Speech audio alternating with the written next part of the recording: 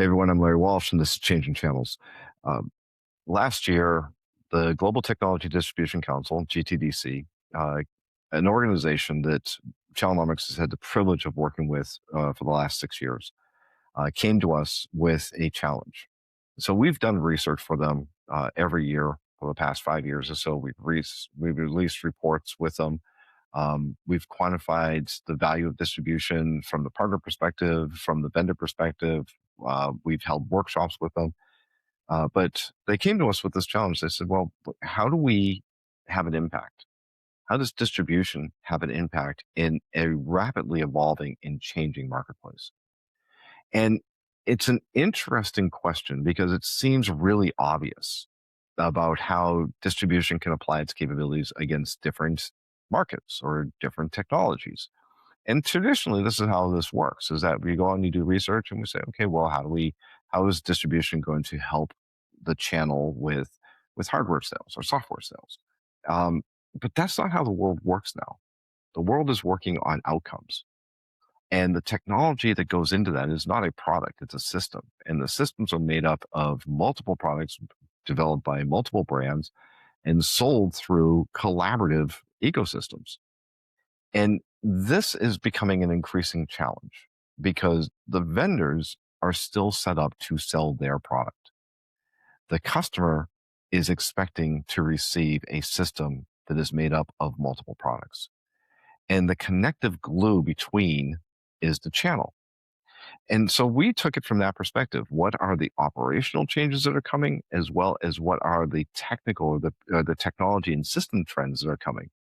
And we put it through a lens, says, well, what happens? How successful will vendors be if they go it alone, if they go it with them, just themselves and a partner, and if they go with a distributor? And that work resulted in what has been released by GTDC, the evolving role of distribution. It looks at the future of the market with this lens of how does distribution impact or increase the probability of success of a vendor's go to market through the channel if they go it alone or they go with a partner or they go with a traditional two-tier model. And the results are astounding. Typically, a vendor will double their probability of success if they work with distributors. And so GTDC has released a report. There's a global version. There's versions for each of the major regions, Asia Pac, North America, and EMEA. But we thought it'd be good if we just talked about it a little bit. So we've invited Frank Vitagliano, the Chief Executive Officer of the Global Technology Distribution Council, to join us here on Changing Channels to talk about not just this report, but the evolving trends in distribution. I'm Larry Walsh. This is Changing Channels. Let's get into it.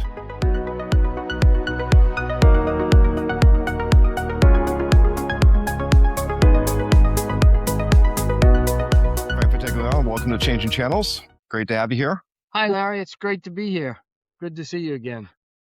Good to see you as well. Well, I mean, you and I see each other often, so this is just a treat for us to share our conversations with everybody else in the world. Frank, as I said in the intro, I mean, distribution's changing; it's evolving rapidly. You and I talk about distribution a lot, um, and as the head of the Global Technology Distribution Council, what is your opinion of the current state of distribution? And how do you see distribution, the state of it, not just globally, but, how is it varying by the different regions that you support? Yeah. Well, first of all, we do talk a lot about what's happening, and it's needed because this is a really interesting time. From an overall view of the state of distribution, I have to be honest, it's as good and it's as important to the overall IT ecosystem as it's ever been. Um, the first thing you obviously look at is the health and the strength of the companies, and it's incredible. I mean, I don't need to give a ton of examples, but if you just go look at some of the earnings of some of the public companies recently, it's very obvious what's going on. The growth has been spectacular. But I think more importantly than that, Larry, it's an incredible period of opportunity. There's so much opportunity in the overall ecosystem right now, the IT ecosystem, but in the channel in particular, driven by, sort of the way that technology is changing and requiring um, people to operate differently. And the one massive change that I'm seeing from distribution is it is absolutely successfully made the transition from a transactional sort of hardware player to a life cycle support entity that is really focused on and growing the non-physical part of the business. So just a really good time for distribution, and I think it's just the beginning of this next great wave that's coming. I agree with you, but I think this is the genesis. As I mentioned in the introduction, the genesis of this conversation is a conversation that you and I had about a year ago. And Channelnomics has had the privilege of working with GTDC for the past 5-6 years, doing a lot of research and facilitation work for you. But you handed down that challenge, like, where's distribution going to have an impact in the future? And the future being 3 to 5 years from now, which is where we came up with the report that we're releasing, or we've released on the evolving role of distribution, not just globally, but we've broken it down on a regional basis. Asia Pac, North America, and EMEA. I, it it really is distribution really is taking on a new type of a role, and contributing real value. And Frank, the question I get all the time is about the limitations and the expense of working the two-tier model. Why do you think, as we can demonstrate it, we've done this a few times over the past few years, we've demonstrated empirically the value that distribution plays in the go-to-market for vendors as well as for the solution providers. But why do you think people, particularly outside channel organizations, continue to harbor doubt about the value and necessity of distribution? Yeah, I think there's a couple things. One is for the people that know distribution and understand distribution, um, a lot of what they do gets taken for granted because they've been doing it for so long and they've been doing it so effectively at scale that folks just expect them to perform and do what's needed to be done. The second thing is I do think for folks that aren't as aware, there's some really outdated perceptions that exist, as it relates to, and you and I've talked about this cost versus value and how do you compare it. And I don't know that folks have really spent the time to really analyze what's what what's happening, what their go-to-market current strategy includes, and what role distribution plays either currently and can play, and then really look at the economics of that, right? And I don't think people are doing it. The reason why I think this is such an exciting time, though, is because I think people are going to be forced to do that soon, if not today. And the reason for that is this transition from transactional sort of hardware volume support to this life cycle support in this new world we're living in. And yes, I will use the word AI for the first time now. Probably it'll come up many more times, but it has to be considered and it has to be thought about. And it's really changing the game, frankly, as to what needs to be done from a channel standpoint. Yeah.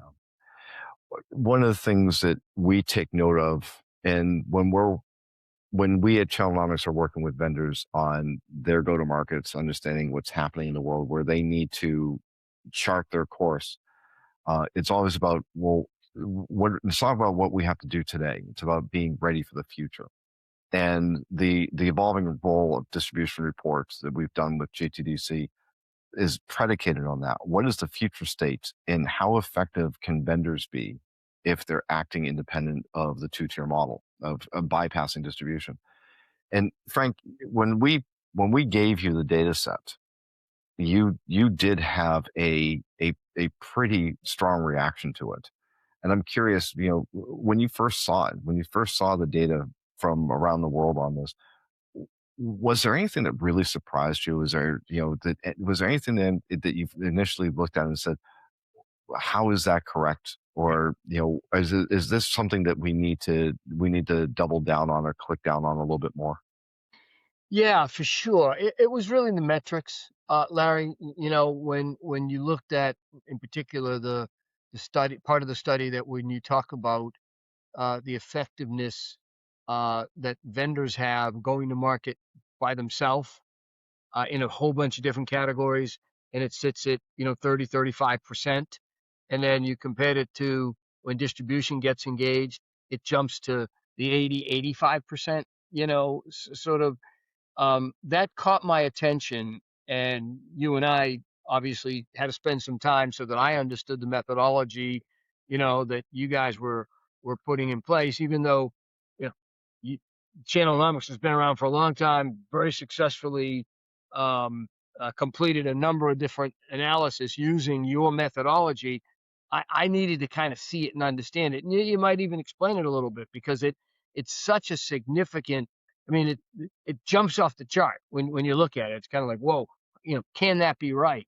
Inherently, we all believe that, there's a massive difference, but when you put it in that context, it was a little surprising to me. It is a little. So you're right. We should pause here and talk a little bit about the methodology because it's different. The In the past, when we've done studies like this for GTDC, as well as we do work like this for vendors as well, the way that we approach it is we go out, we do the survey, we clean up the data, we remove outliers, and there's the Challenomics research team is really good at getting down to what is real data versus what is manipulated or artificial. And we report the findings. 20% said this, 50% said that. That's pretty much what everybody does. What we've done this year, though, is we've applied our game theory models to this. And through the game theory models, we can actually see different outcomes and different levels of probability of different actions. And so when you marry this up, and this is what makes this report different, is that it looks at it from the perspective of the customer. What is it the customer needs? And then if you look at it, what is the ability of the vendor and even a vendor plus a solution provider? What is their capability or what is their probability of being able to solve for the customer on that need? And it is substantially less. The probability of success is substantially less unless you without having a distributor in the middle of it. But when you put that distributor in the middle, Frank, you're right. It goes up. It goes up more than double. The probability of success goes up by more than half, or more than 100%. It does. Now that we've gone through that lens, though, does it match what you're hearing from your distribution members? Is that or do they see a different gap in what the research shows and what they're telling you themselves?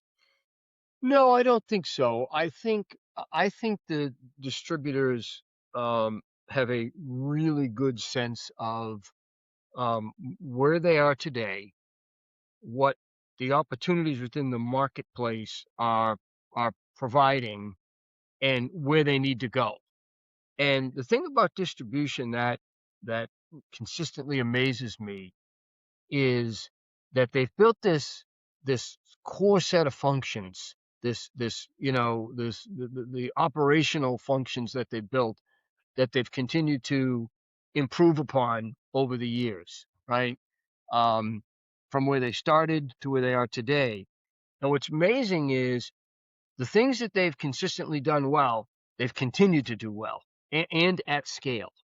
And now, with the investments that are being made to take it to the next level, and they know that what those investments need to be, and they know what their customers are asking them to do, then it becomes, an execution game, right? Which is really important.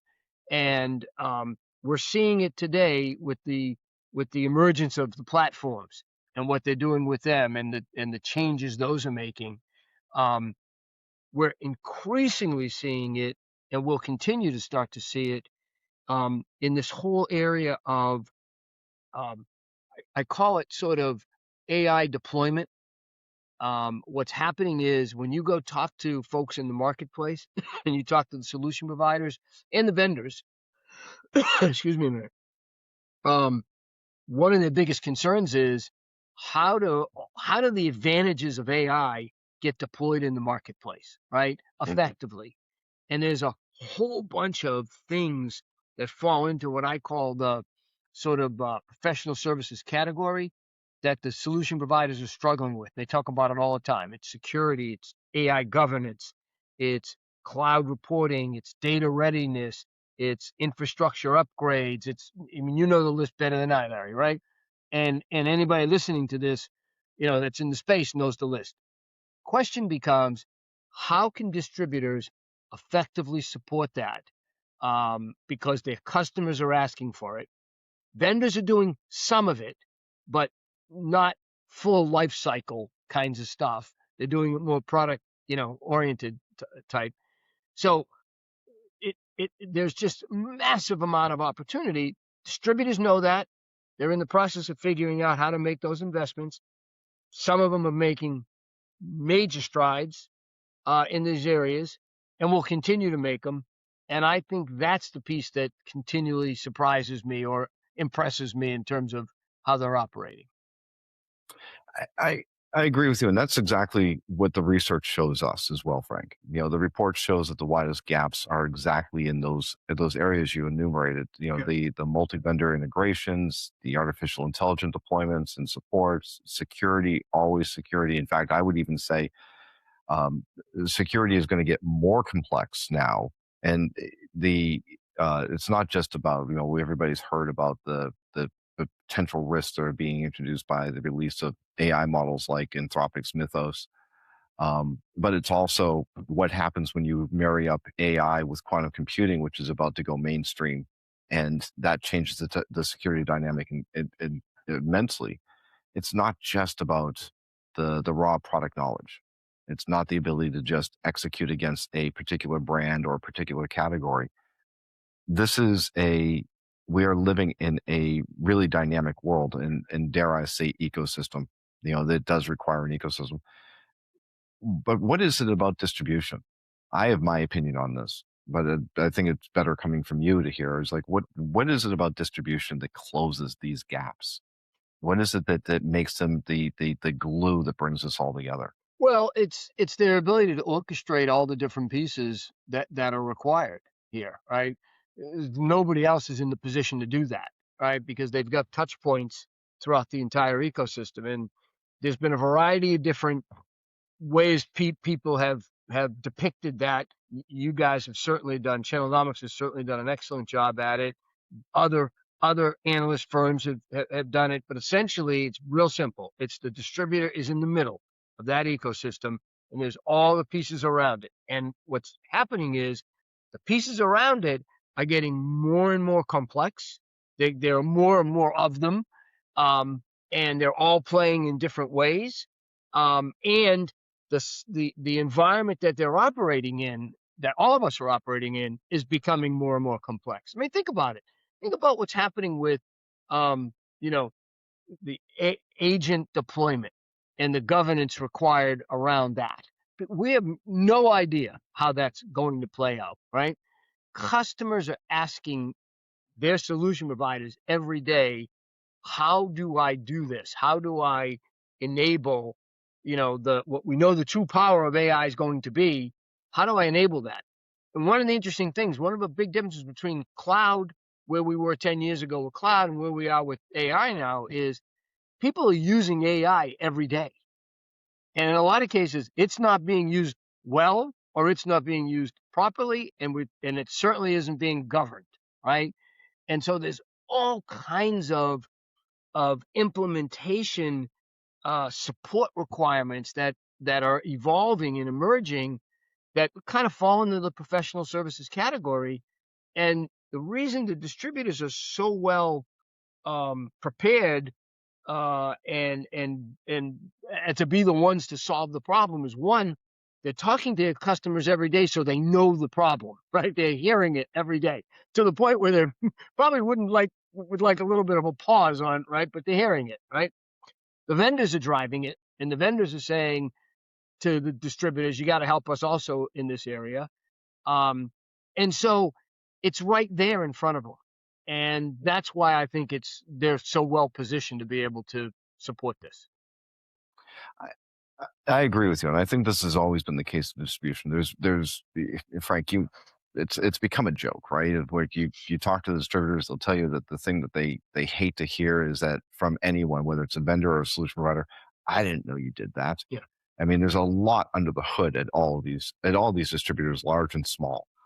One of the things that always surprises me, though, and I say surprises mostly because it's so consistent and enduring, is the doubt around the ROI of distribution. The vendors will constantly ask me, and I'll talk with them like, well, what did the distributor do to deserve this? Yep. And most of the time, distributors are making a few points off the sale. They're not making a ton of money off of this. There's other ways that they do that, but that's a different topic. But the vendors are always looking for proof of ROI. The partners, on the other hand, the solution providers, they're looking for access. They're looking for the connectors to the different vendors that allow them to create these multi-branded systems. You see the two sides now converging because they, out of necessity, none of them can solve independently for the customer. The customer's needs are too complex for that. But what does that tell you about distribution and the evolving role? That is this really is this an amplifying what distribution has always done, or is this evolving the nature of distribution to align with the future state of the market? Well, I think it's both. I think it's both because I think the perception that a lot of, I'll use the term uninformed, uh, vendors might have, is predicated on their perception of a cost and the proper sort of work hasn't been done to really figure out what you and I have kind of termed as cost avoidance, right? Mm-hmm. And the only way you get there is by taking it away. And in a Yeah. lot of cases, you can't take it away if you don't have it, right? So if you're constantly sitting there trying to figure out, I don't really know if I really want to make the investment in distribution or why should I make the investment. And to your point, at the end of the day, and again, you can look at the financials of any of these public companies, it, the distribution net margin at the end of the day is, they're doing great if they're at, 2%, right? Yeah. That's a good business, but that's the model. Mm-hmm. But there's so many support elements embedded in that.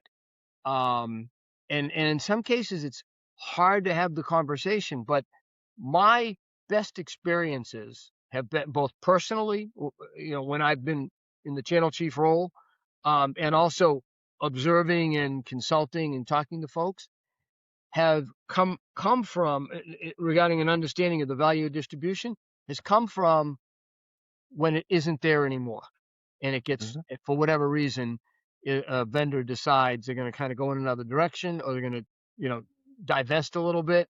And then all of a sudden they realize, oh, I didn't realize that was being done. Oh, Yeah. who's doing that now? And, the best example I can tell you for years was, as a vendor executive, there would be a whole host of activities that we just assumed were taken care of and were being taken care of. And then when they weren't, we realized how significant distribution was. And it's even more profound at the solution provider level. Because when you talk to the solution provider and you say, well, why are you still using, distributors to do the following? And they'll tell you there's a whole host of, I call it stuff, that Mm-hmm. just is embedded in their world that somebody has to do but they don't want to do it. That's not a good use of their time because they can't do it effectively and they can't do it at scale the way distributors can. And that's fact. And what happens, Larry, is when you or I try to explain this, and we can go through the laundry list of all the things that distribution provides, people's eyes kind of glaze over, and it's like, and until you experience it, you can't read it on a piece of paper because it just doesn't pop. But when you live it and you experience it, then it's like, oh, now I know what they were talking about. Yeah. Well, Frank, I was going to ask you that though, because there's a reason why we call you the godfather of the channel. I mean, you've been and done it all. You ran channels at IBM, you ran them at Juniper, you did it at Dell, you ran a solution provider, and not a small one, a substantial one. You also support a number of solution providers even to this day. And now in your role at GTDC is that you're the champion of distribution.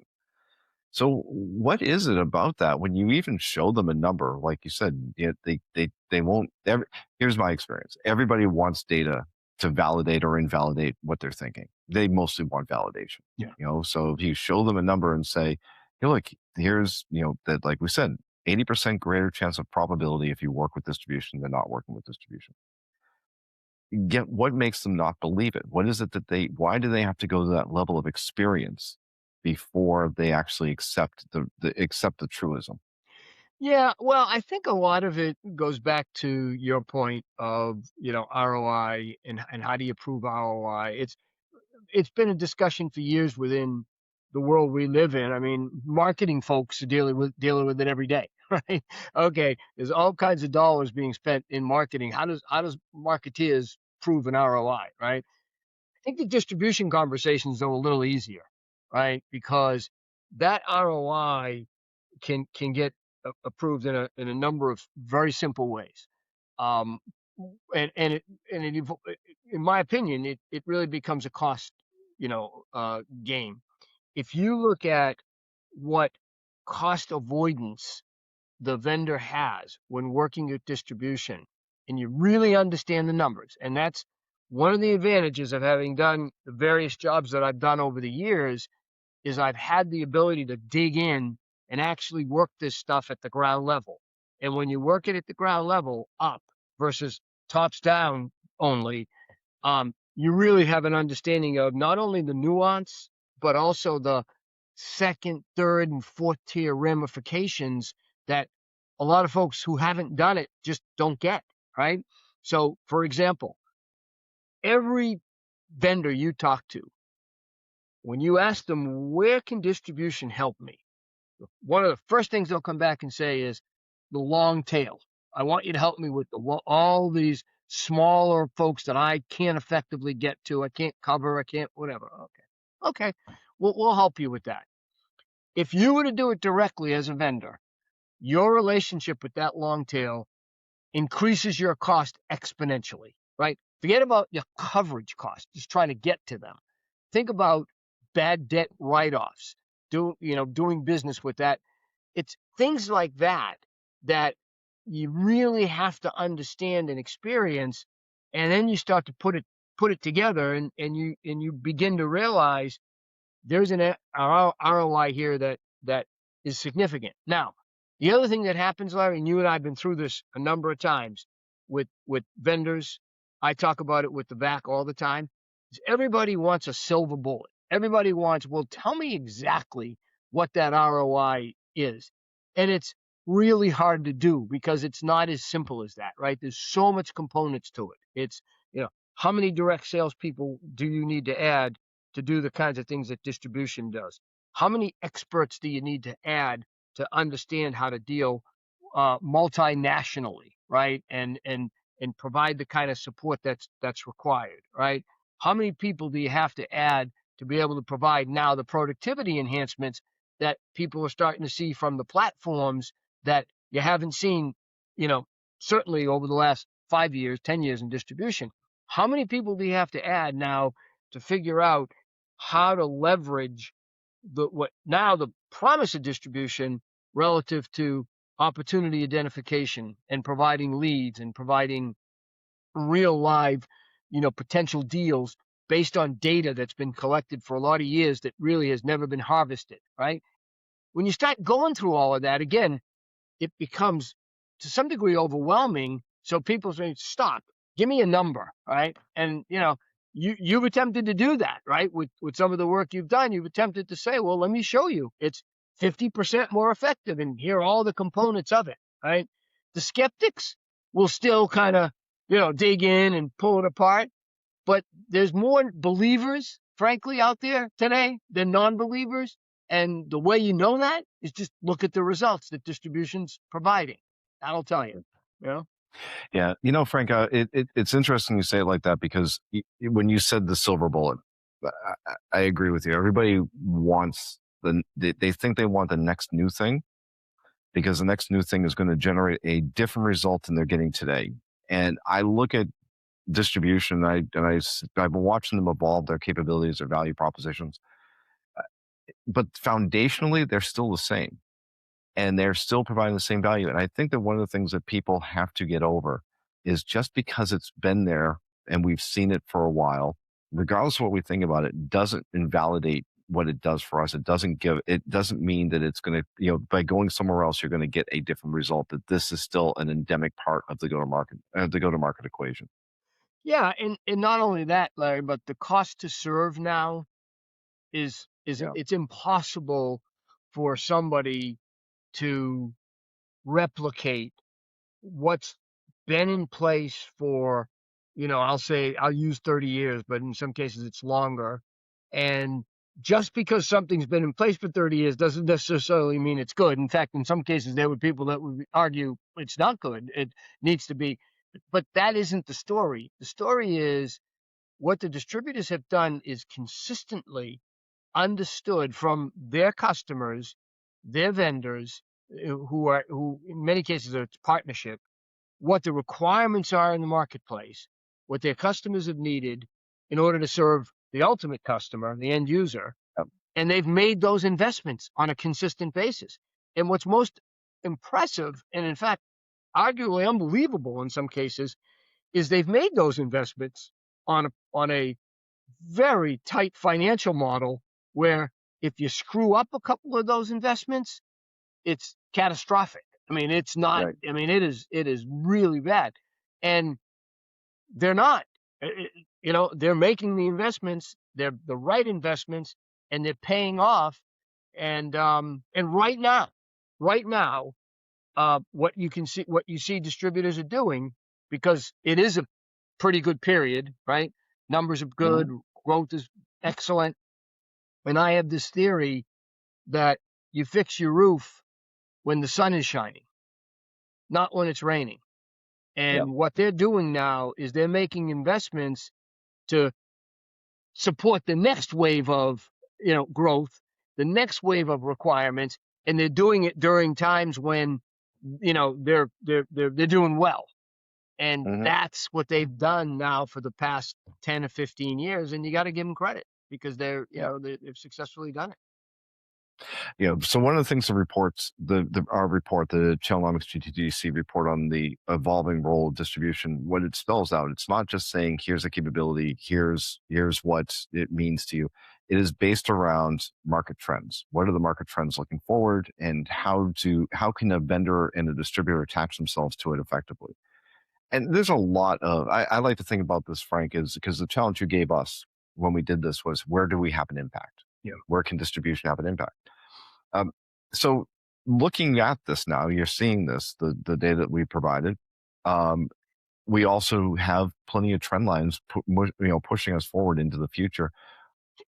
What's your vision? Where do you think distribution is going to land 5 years from now? What is it that how do you envision this all playing out? Well, first of all, to your credit, the report does an excellent job of understanding what are the trends that are happening, because as we all know that have been in this space for a long time, the technology is driving all of the changes that we're starting to see. When you add the technology to the customer requirements, then it becomes imperative that you figure out, okay, where is this thing going and what do we have to do? So I think that's important. where I see distribution going is we've made this massive transition, or we're in the middle of a massive transition from what I call sort of transactional product support. Not that it was one single product; it was always multi-vendor, but transactional support to what is now I'm looking at as full life cycle, ongoing support and requirements. And what's going to happen because of that is the distributors are going to increase their stickiness with their customers, and the reliance is going to be more significant than it's ever been. A good example is, if 5, 7, 8 years ago, 10 years ago, whenever the math numbers are, it's happening so fast, sometimes I lose track, but the whole MSP model as it was coming up, right? I joined the board of a small MSP, 12 million pure play. And one of the first meetings I had with them, I said, well, tell me about what you're doing with distribution. And they kind of looked at me like, we're not doing anything with distributors. You mean, and they rattled off a few names. And they said, well, occasionally we need to get product from them, and I was like, okay, well, I think that's going to change at some point, but let's see how it plays out. Well, it's changing dramatically now, because what's happening is those MSPs, as their customer base has grown and as the customer requirements have gotten more complex, which we know they have, right? All of a sudden, they're sitting there saying, I don't have the investment dollars to go hire and build a AI governance practice, an AI data readiness practice. I mean, you and I could list it. Cybersecurity piece you mentioned. What am I going to do? And all of a sudden, they're realizing I got to go talk to distribution, because they're doing that. That they can do that better, and so it's coming right to distribution. I mean, the way the marketplace is playing out, it's coming right to them, and so I think distribution of the future will move way beyond the transactional support to full lifecycle support, and become more integrated with their customer, and to some degree the vendor, right? Because the vendors recognize what they do and how important they are. Because in a lot of cases, and this isn't a knock at vendors, because I love them, I worked with them for 40 years for them, but they're not going to do all the things that are required um, on a multi-vendor integrated kind of scale, because that's not what they do, right? So that's where I see it going, and you can see it's heading in that direction as we speak. Right now, Larry, the biggest growth areas in distribution coming from the data are services and software by far, right? And that's in an environment right now where hardware is booming. Services and support are still outpacing that, and will continue to, in my opinion. Yep, completely agree. Frank, always a pleasure talking with you. And for everybody here, while Frank's still with us, you please check out the report. It's available at gtdc.org. There's different versions of it. There's a global report, plus there's also different versions for Asia, North America, and EMEA. Lots of great information in there. So I highly encourage you to look at it, as well as look at all the activities and resources you can get on distribution through GTDC. Frank, thanks so much for joining us. Yeah, Larry, thank you. And thank you for the ongoing relationship between GTDC and Channelnomics. The work you guys do is excellent. There are times, as you know, when we debate certain points, but that's good, because in my role, and you mentioned it earlier, I am an advocate for what distribution does, but I also don't want to be one of those folks that's running around blindly, talking about how wonderful everything is when everything isn't wonderful, right? And so you guys help keep us grounded by, showing us real data and real information, and feedback from people you're talking to, we try to do the same thing. I try to do it, stay engaged, talk to folks, but the relationship is important because you got to look at all sides of this.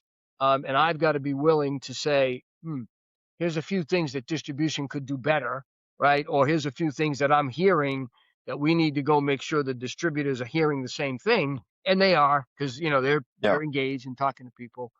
But I think that attitude is the way we have to continue working this. So very good. Thanks again. Okay, man. Thank you.